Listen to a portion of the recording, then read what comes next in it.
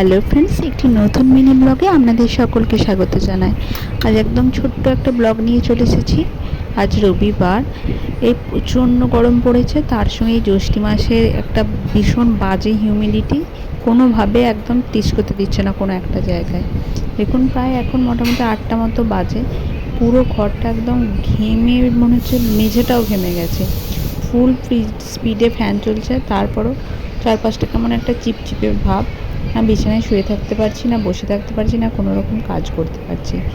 এই বাড়িতে লুচি এসেছিলো, খেলাম, ভালো মিষ্টি নয়, আবার খুব বেশি টক যে তাও নয়।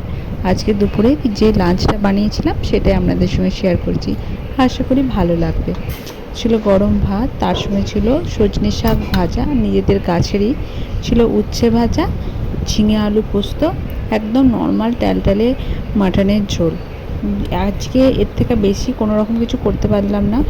আর ছিল গাছের পাকা আম। ধন্যবাদ।